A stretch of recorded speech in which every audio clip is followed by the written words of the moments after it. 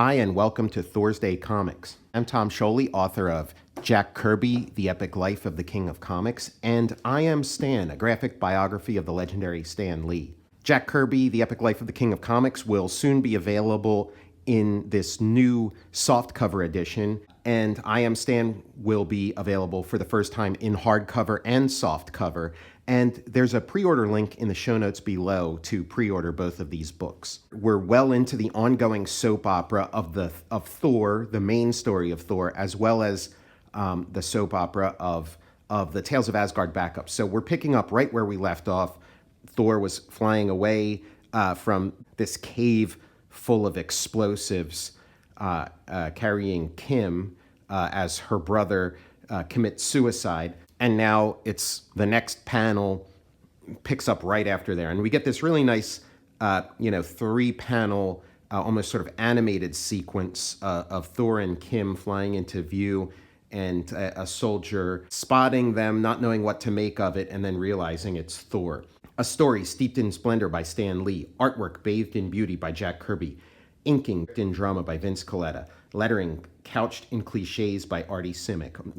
Always got to have the little tease ribbing of the letterer. I feel this always needs reiteration that Jack Kirby is not just responsible for the artwork, as it says here. He's also the co-writer of this story.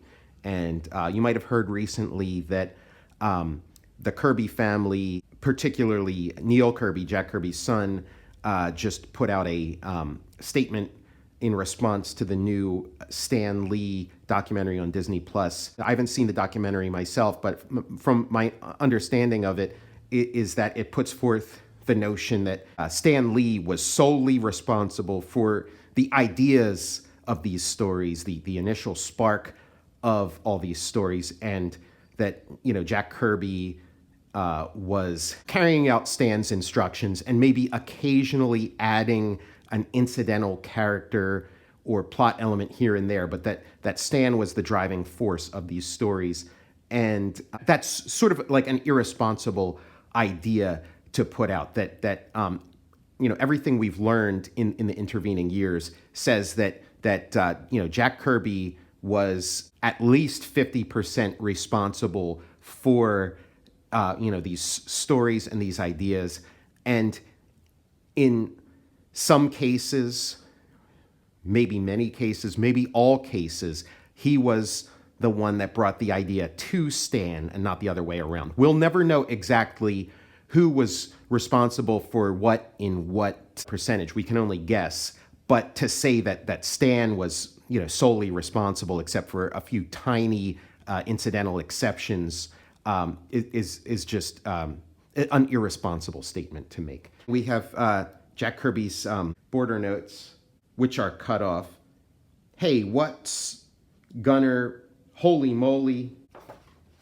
In most cases here, we're looking at the original art from the IDW Thor artist edition. This page is not from the original art, as it says below. But so Thor drops off Kim with the U.S. military. He left the girl with us and took off again without a word. Then we're not seeing things. It really is Thor himself. It is truly Thor, the one who saved my life. The girl will be brought to safety now, and so I need tarry no longer above this desolate battlefield. And so Thor continues his trek. I'm assuming he's no longer in Vietnam at this point. And he's double-checking to make sure all the Norn stones of Loki are there. He's looking at them. Loki's watching. In Jack's margin notes, he writes, he must contrive situation to trap Thor, gestures at globe to scout area. And it's Vincent Price, world-famous collector who never lets a collector's item escape him. He will be Loki's pawn. So yeah, this character obviously modeled after Vincent Price. And around this time, Kirby is, again, he probably saw some Vincent Price movie, maybe on the TV. Maybe he saw ads for it for a new one. But Vincent Price shows up in a lot of his comics around this time, and this time he doesn't even disguise it. It's Vincent Price in the finished verbiage. Stan, or maybe Stan and Jack. Maybe that name Jack intended as a placeholder, but this guy is not named Vincent Price in the printed version of the comic. But it would be an interesting meta thing if it was a sort of, like Don Rickles cameo, where it's like Vincent Price actually makes an appearance in a Thor comic, and that in real life, when he's not filming movies, he is a world famous collector and goes on these adventures to find different things. So he sees Thor. This is like, one of those movies where, hunting the most dangerous game, where you have sort of a hunter that hunts people. In this case, he's hunting a god. And he just happens to find Thor, but his first instinct is, I'm going to trap Thor. Thor is the greatest prize of all to any hunter. He shoots him, he gets him. There must be, and here's what his thinking is. There must be those who will pay me a king's ransom for such a captive. International crime lord, superpowered foes whom he has defeated, heads of enemy states. I must think. To bag Thor, he uses this anesthetic shell, which can instantly stop a herd of elephants. May put him to sleep. And it does, it works. And now Thor is unconscious, all tied up. And then Jack's margin notes say, Vincent has Thor tied up, examines Norse artifacts, which can't read out a little bit of that, fascinated by their astounding workmanship. And so, he finds all these Norse artifacts in a jungle far from where we would think, the Vikings or whoever have traveled. And then this guy tries to warn him about the danger of these objects, and he smacks him, and now he's going off on his own. And Loki's little head is up in the corner, directing him to this plateau. And in Jack's margin notes, aha, a crazy-looking plateau. Suddenly, it blows. And when the smoke clears, when the rubble is still, the dazzled eyes of the still unsuspecting hunter gaze upon a monstrous temple from some bygone age. It must have stood here, hidden beneath the concealing plateau since time immemorial. But why? Jack's margin notes are cut off here, so I can't read what they said. Made by something, temple. I live for this kind of stuff. This super cool, Kirby designed ancient temple that's hidden under this plateau and explodes and rock reveals it. The kind of stuff you would see in an issue of The Eternals or in the New Gods or, in Thor. This is the kind of stuff I'm into. This sort of thing is what made me want to make comics in the first place. And you can see some of that stuff on display in some of my earliest works, The Myth of Eight Opus, and you can see it on display in later works like Transformers versus G.I. Joe. You can imagine stone carvings of, Optimus Prime, instead of these Norse gods. And he goes inside and he finds the Destroyer.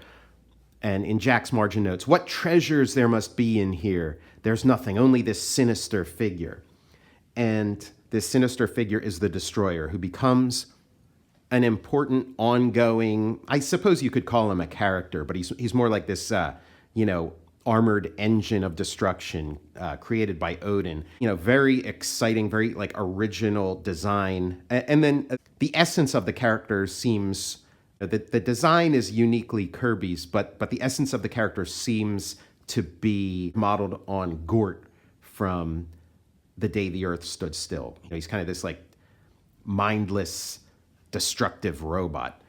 And he becomes, an important part of the Thor series, and an original part, not something, pulled from the Norse mythology, but something that Jack and Stan added to their own mythology here. This was the big, bad guy that Thor had to defeat in the first Thor movie. So that tells you how important it is to the scheme of things. And the only thing is the Destroyer cannot function on its own. It needs to mind meld with somebody. And so this guy is sort of, this is all part of Loki's plan. This guy's, by coming in contact with the Destroyer, he mind melds with it and becomes the animating force of it. Thor wakes up from his sleep and instantly snaps himself out of these ties. They could only keep him down when he was unconscious, but now that he's awake, it's nothing to him. He gets out, and this is all in Jack's margin notes. Where's the guy in charge? Ah, there's my hammer. My boss went that-a-way. Thanks, kid. And so he flies off to the temple, sees the temple is revealed. Thor recognizes it immediately. This is the temple of the Destroyer, built by Odin untold ages ago to house the Destroyer. The Destroyer is the most dangerous, the most deadly single entity ever created. Thor finds this guy frozen. His body stands rigid. His brain has already activated the Destroyer. And we see a little bit of Jack's cut-off margin notes. Too late. Vince's body, something. Back, Thunder God. Do not approach what was once my mortal body. You live. And now the fight is on. We've come up, Jack and Stan have come up with a new powerhouse for Thor to battle. In Jack's margin notes, it says, I'm learning to use powers of this new body. So Vincent's mind now occupies the body of the Destroyer, and the fight is on. Great, prime time Marvel action, throwing the hammer, hitting the guy in his face.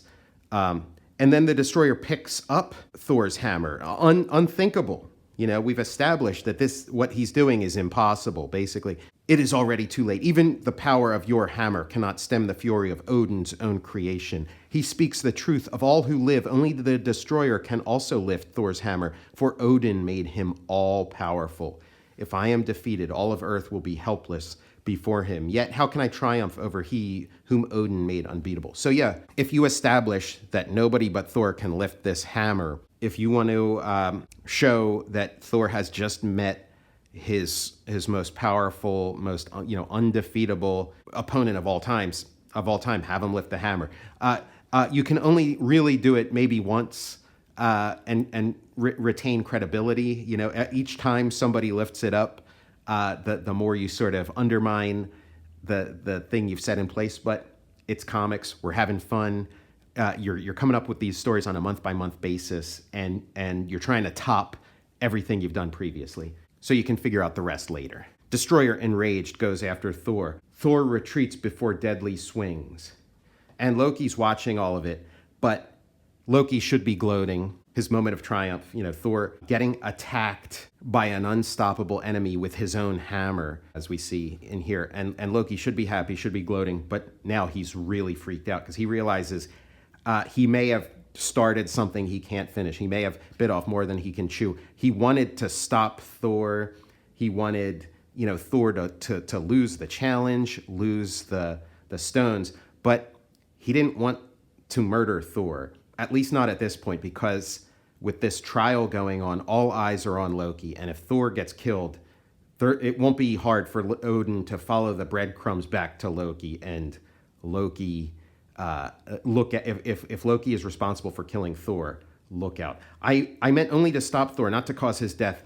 I only wish to have him lose my enchanted stones, but for the first time I have outsmarted myself. I must save Thor if I value my own life. Only Odin himself has the power to stop the Destroyer. I must warn him before it's too late. Jack's notes cut off here. It says only Odin can stop. Really fun, interesting twists. Now all of a sudden Loki is in the role that's usually reserved for Balder, of being the guy behind the scenes who has to pull some strings to help Thor out. Now in this ultimate reversal, it's Loki. And I'm really enjoying, the progression of the soap opera here. And so he goes to get Odin. It is forbidden, none may enter. And so we get, establishing another important part of the lore that plays up again and again and was in that Mangog story that I referred to earlier, in Jack's margin notes. You must wake him, impossible, forbidden. The sleep lasts for 48 hours. They establish Odin's sleep of life, which they later refer to as the Odin sleep. To sort of, recharge his powers. Every now and then Odin must, go into his deep Odin sleep, and nobody may wake him for fear that he might die during that process. And so now Loki needs Odin awake. You won't stop me. He steals one of these guys' swords. Now he's got to fight this whole legion. Out of my way. And of course, nobody believes him that he's saying he's doing this to save Thor's life. You're Thor's worst enemy. That this is your biggest lie yet. And so they toss him in the dungeon. They got these kind of, cool-looking executioner guys guarding him. Meanwhile, Thor is fighting for his life. Thor's one chance is possession of his hammer. He picks up his hammer. Okay, now maybe he might have a chance against the Destroyer, but then the Destroyer shoots this bolt of force that actually does the unthinkable, breaks his hammer, chips off like a sizable piece of his hammer. If fate decrees that I do battle with no weapon, then so be it. But though only death can be the outcome, I shall fight while a single breath remains within me. But wait, I am not weaponless. I have the stones of Loki. And so now he's using the stones of Loki. His hammer's useless. Now he's going to use the stones of Loki to fight the Destroyer. And Jack's margin note is erased here. You can see some of it. Something, force, power that rivals. Thermal force melts wall as Thor levitates out of the way. So he's using the levitation stone. But the Destroyer has a counter for that. Thor's back down. And now he's melting the floor and hardening it to a diamond-hard surface that now traps Thor. Loki's drama continues. It's a race against the clock. How am I going to get out of here so I can wake Odin and help Thor? Now, I can't make out all of this, but it says, meanwhile, Loki... Okay, it's a little pun. Meanwhile, Loki in pokey, and then something, his impotence. I still know some spells, but I never thought I'd need them to save Thor. Loki and pokey, doing some kind of spell that's zapping these guys, and then it ends with this guy hypnotized, and he's going to unlock the door. The other guy knows what's going on. He knocks him out, comes in, and really gives Loki the business. Other jailer barges into cell to subdue Loki. I'll take these off when you decide to behave yourself. And now, Loki can't even wave his arms to do his spells. Nothing can save the sons of Odin. The two of us are doomed. And now we're back to Thor. He's in this sort of diamond-hard prison, completely at the mercy of the Destroyer. Destroyer returns to admire his Vincent Price body. When my mission of destruction is completed, the mission I was created to perform, I must return to this frail human shell. But until that moment, I remain the Destroyer, most powerful force of annihilation in all the world. And now I must fulfill the task which destiny has assigned to me. Farewell, God of Thunder, your final moment is at hand. He has unleashed a bolt of elemental destructive power against which nothing can endure. It comes closer by the second. When it touches me, I'll be transformed into another element. It shall be the end of mighty Thor. But though we have reached the finish of this month's titanic tale, there is more to come. By the hallowed gates of Asgard, you must join us next issue so that we may share together the wonderment that awakes us. I mean, what a great little cliffhanger, a great little 3-panel sequence of this bolt of force slowly making its way towards Thor, this bolt of, annihilation. And then we got the cliffhanger. We got to wait a whole month for the next issue to come out. The artist edition does not contain the Tales of Asgard backup, but I have it here.